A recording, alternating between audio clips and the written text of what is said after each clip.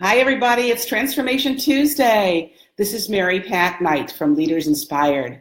Tuesday, April 24th, 2018.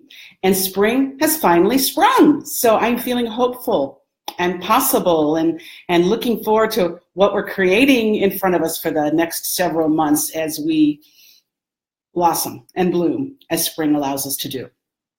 I've been thinking a lot about leadership and some basic habits around leadership and what makes leaders effective in their own personal transformation and in the transformation of others. And one of the things that I noticed about the leaders that I admire most, or that I have felt the most drawn to or led by, is that they are beacons of hope and prognosticators of possibility. They are looking forward to what might be done, what can be done, and that they never spend time arguing for their limitations. So what do I mean by that? I want you to think about all the times that you say to yourself as a business owner or an entrepreneur, as those who are leading a team inside a corporation, when the word can't comes up. The word can't, I can't do this. We've tried this before, it can't be done. Now you might be saying it, or your team might be saying it, or one of your team leaders might be saying it. That's arguing for limitations. I can't. Can't is a word that doesn't belong in a leader's lexicon. It needs to be expunged. Can't is no longer a word for you to use. Replace it instead with, well, what if? What could be possible?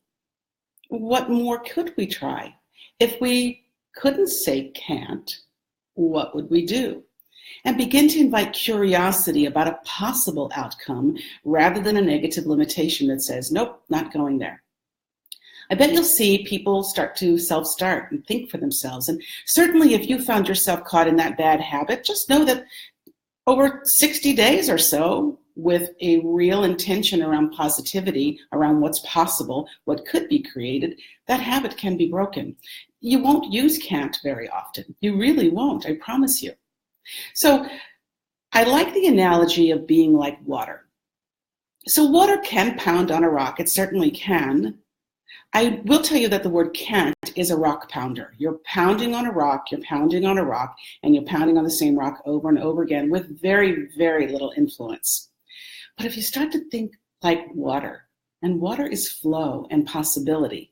So think like water, and what you'll find is that you're going to get into the creeks and the crevices. You're going to get around the boulder rather than trying to push through the boulder. And things can be created. And over time, the water erodes the boulder until it's smoother, and then the flow is easier and things become more possible because you've changed your mindset, your beliefs, and your habits.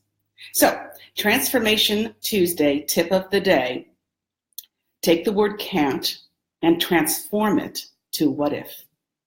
Have a great Tuesday, and we'll see ya soon.